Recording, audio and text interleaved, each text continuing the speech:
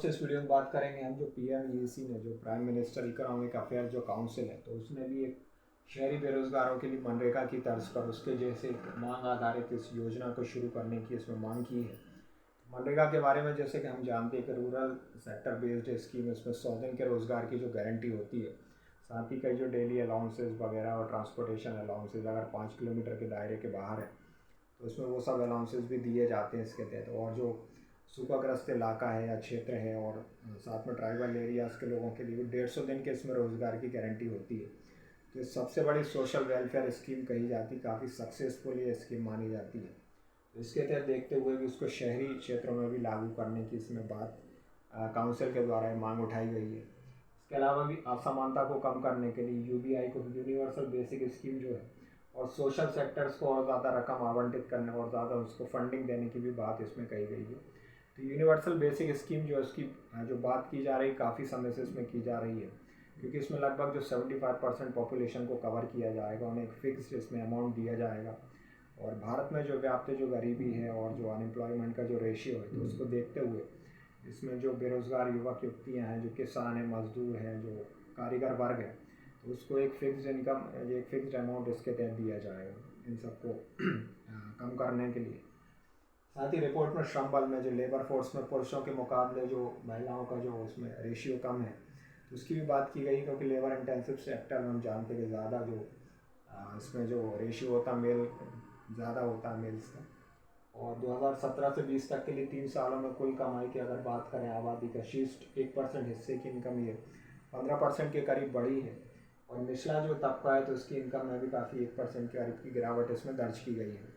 इसके अलावा भी हम अगर बात करें तो दिसंबर में आई है जो वर्ल्ड जो इनइक्वालिटी रिपोर्ट में बताया गया था कि 2021 में जो आमदनी का जो हिस्सा है तो शीर्ष 1% आबादी के खाते में था। और टोटल की अगर बात करें तो 57% हिस्से पर एक काबिज थी।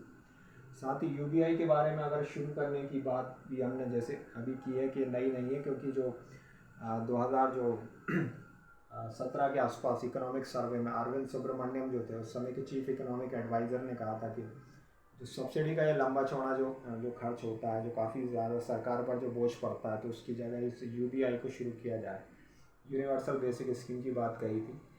क्योंकि सब्सिडी जो होती है एक सपोर्ट के तौर पर, एक आर्थिक एक लाभ जो दिया जाता है। जैसे कि अगर फार्मर्स की हम बात करें तो उसमें उनको सारे इनपुट्स वगैरह लेने के लिए, क्योंकि सरकार की तरफ से प्रयास किए गए उनकी इनकम बढ़ाने के लिए, लेकिन अभी भी कहीं ना कहीं कमी रह गई है।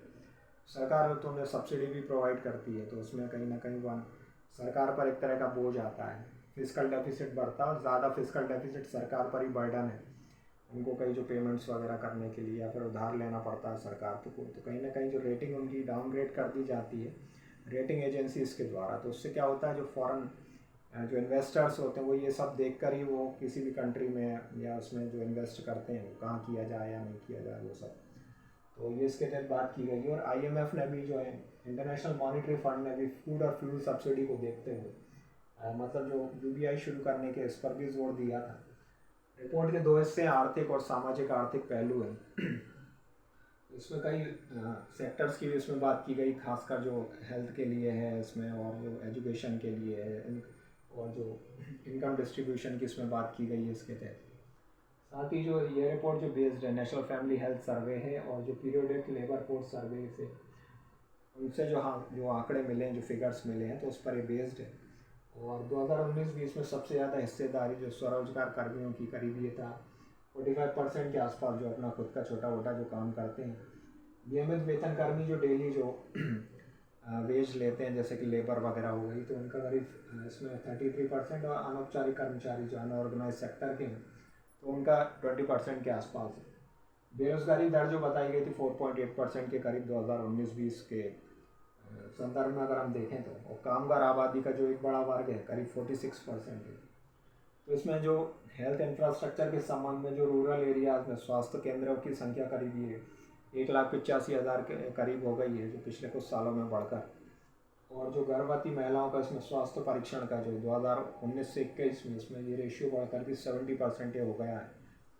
2019-20 तक भी 95% स्कूल्स में परिसर के भीतर जो टॉयलेट्स वगैरह की जो फैसिलिटी है ये भी बढ़ाए जाने की बात कही गई है। इसमें मेल फीमेल्स का जो बॉयज़ गर्ल्स का अलग रेशियो है इसमें। और 80% स्कूल्स में भी सुचारू विद्युत कनेक्शन था, ये बात की गई है। साथ ही गोवा, तमिलनाडु जैसी, दिल्ली जैसी स्टेट्स में, चंडीगढ़ में 100% स्कूल्स में इलेक्ट्रिसिटी ये कनेक्शन ये मौजूद था। मतलब उनकी तरफ से फुली ये फैसिलिटी दी गई है स्कूल्स में। और जो NFHS जो है नेशनल फैमिली हेल्थ सर्वे का 5th राउंड के मुताबिक 97% परिवारों के पास विद्युत कनेक्शन ये उपलब्ध था उनके परिवार, उनके घर में। और 70% के पास जो बेहतर स्वास्थ्य सुविधाएं, जो सफाई सेवाओं तक पहुंच, और 96% के पास सुरक्षित जो साफ पानी की सुविधा उन पर उपलब्ध थी। घर घर में वो साफ पानी की सुविधा मौजूद थी। कई और जो सुझाव दिए गए इस संबंध में, तो आय का वर्गीकरण, मतलब प्रॉपर सभी को बराबर एक तरह से कम जो हिस्सा, मतलब जो खाई जो काफ़ी बड़ी है, कि एक तरफ गरीब तबका और एक तरफ कई कुछ लोगों के पास जो एक पूरा उनके पास अच्छी खासी जो इनकम है, मतलब उनके पास जो, तो उसको कहीं ना कहीं गैप को अगर काफ़ी उसको थोड़ा बहुत तो कम किया जाए उसको कहीं ना कहीं, और साथ ही नौकरियों का सृजन करने की जो शिक्षित वर्गों में कहीं ना कहीं उसको भी उस रेशियो को भी ठीक करने की ज़रूरत है। और सामाजिक सुरक्षा योजनाओं जैसे मनरेगा वगैरह की हम अभी बात कर रहे थे, उसके लिए बजट को और एलोकेट करने की ज़रूरत है। शहरी क्षेत्रों में भी अगर ये लाया जाएगा तो उसके लिए फिर एक अलग से बजट आएगा, उसकी सारी चीज़ें वो की जाएंगी। और तो ये सब हमने बात की। साथ ही जो बात की जाती है कि अलग अलग जो आर्थिक विकास के संदर्भ में भी अगर बात करें, तो आर्थिक विकास से ही संभव है कि देश का विकास, और कहीं ना कहीं उसको और इंफ्रास्ट्रक्चर वगैरह मजबूत करने की ज़रूरत है। एग्रीकल्चर सेक्टर में भी कहीं और थोड़ा सा पब्लिक इन्वेस्टमेंट बढ़ाया जाए। साथ ही जो हम अभी जो कई और स्कीम आई, PLI स्कीम जैसी, तो उसको में भी और जो कई और सेक्टर्स को भी कवर किए जाने की ज़रूरत है।